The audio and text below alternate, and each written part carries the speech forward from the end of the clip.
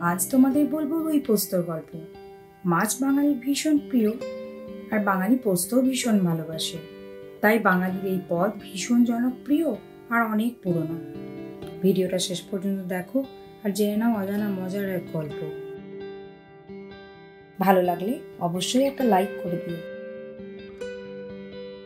আমরা নিয়েছি একটা মাঝারি মাপের টমেটো, দুটো মাঝারি মাপের পেঁয়াজ, 4-5টা কাঁচা লঙ্কা, একটু ধনেপাতা, স্বাদ মতো নুন, হলুদ আর 4 টেবিল স্পুন পোস্ত, মানে মোটামুটি ধরো ওই 30 গ্রাম মতো, আর কালো জিরে। আমরা 500 গ্রাম রুই মাছ নিয়েছি। তোমরা কম বেশি নিয়ে করলে এই অনুপাতে বাকি জিনিসগুলো কম বেশি করে নিও।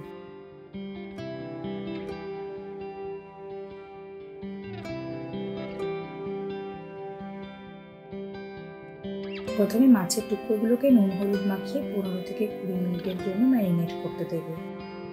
এখানে হলুদের ব্যবহার যতটা পারবে কম করবে, কারণ যতটা পারা যায় রান্নাটা একটু সাদাটে টাইপেরই হবে।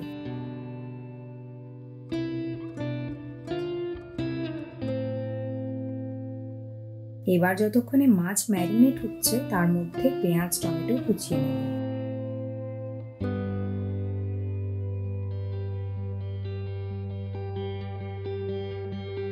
অনেকেই রুই পোস্ত রান্না করার সময় রসুন আদা ব্যবহার করে, কিন্তু আমরা রসুন আদা ব্যবহার করি না, কারণ তাতে পোস্তর যে একটা আলাদা সুগন্ধ বা স্বাদ আছে সেটা ভালোভাবে পাওয়া যায় না।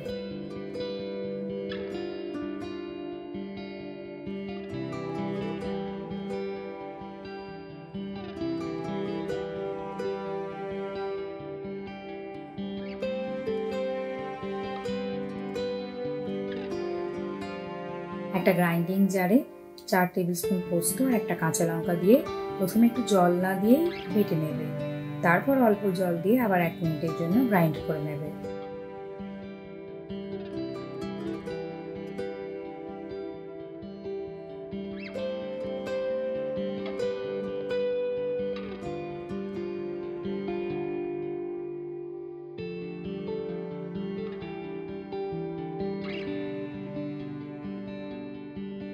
এবার একটা কড়াইতে 40 থেকে 50 গ্রাম মতো সর্ষের তেল দেবে,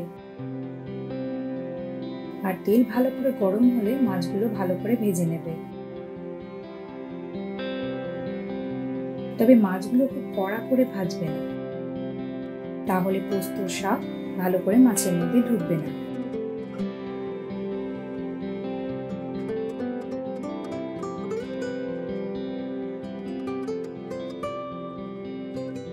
তোমরা কি জানো এই পোস্ত বাঙালি রান্নাঘরে ও বাঙালির মনে কিভাবে এমন জায়গা করে নিল?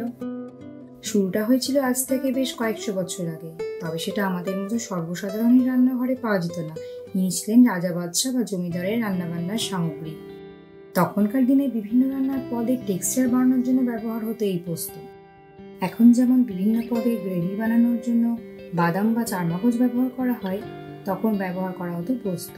তবে পোস্তর উৎপাদন তখন খুবই সীমিত ছিল, তাই তা ছিল সাধারণ বাঙালির নাগালের বাইরে। মাছ ভাজা হয়ে গেলে ওই তেলের মধ্যেই দিয়ে দেবে অল্প পরিমাণে কালো জিরে আর 3-4টে কাঁচা লঙ্কা। তারপর একটু নেড়ে নিয়ে দেবে পেঁয়াজ।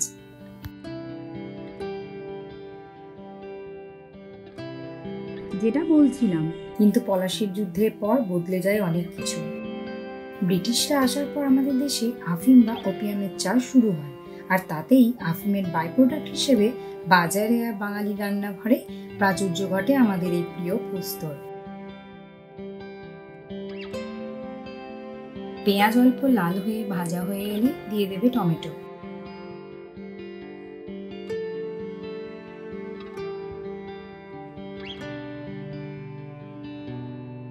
হালকা নেড়ে টমেটোগুলো নরম করার জন্য অল্প নুন দিয়ে নেড়ে চেড়ে ঢাকা দিয়ে দেবে। আমি এখানে 1 টিস্পুন নুন দিয়েছি। নুন মিষ্টির স্বাদ তো অত পরিমাণ মতো দেওয়া যায় না, তোমরা তোমাদের স্বাদ মতো নুন দিয়ে দিও। এবার 5 থেকে 7 মিনিট মতো ঢাকা দিয়ে রাখবে। ঢাকা খোলার পর টমেটো নরম হয়ে এলে তার মধ্যে আগে থেকে বেটে রাখা পোস্ত দিয়ে দেবে। সর্ষের তেলের জন্য রান্নাটা হলদে ভাব এসেছে, কিন্তু আমি এখানে কোনো হলুদ ইউজ করিনি। আসলে রান্নাটা যতটা সাদা রাখা যায় আর কি। তোমরা চাইলে দিতে পারো।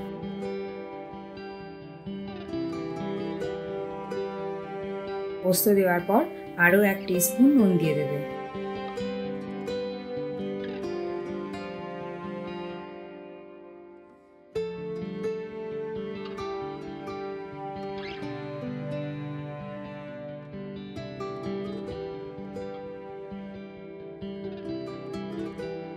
এবার ভালো করে নেড়ে চেড়ে আবার 10 মিনিটের জন্য ঢাকা দিয়ে পোস্তটা রান্না হতে দেবে।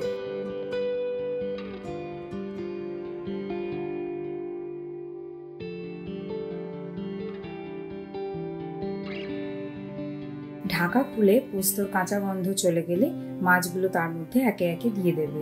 তারপর আবার 5-7 মিনিটের জন্য ঢাকা দিয়ে দেবে।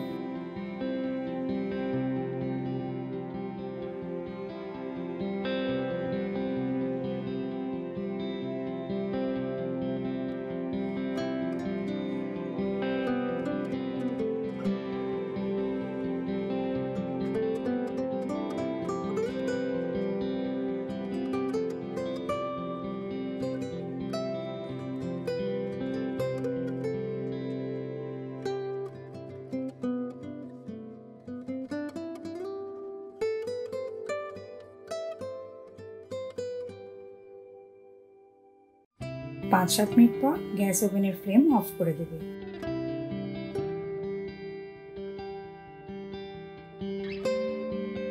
নামানোর আগে 1-2 কাঁচা লঙ্কা আর 1 চামচ কাঁচা তেল দিয়ে দেবে।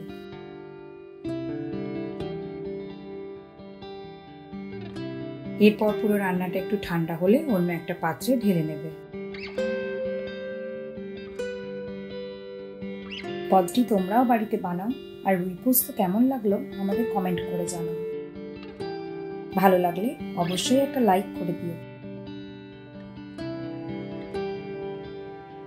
আর হ্যাঁ, সাবস্ক্রাইব করতে ভুলো না।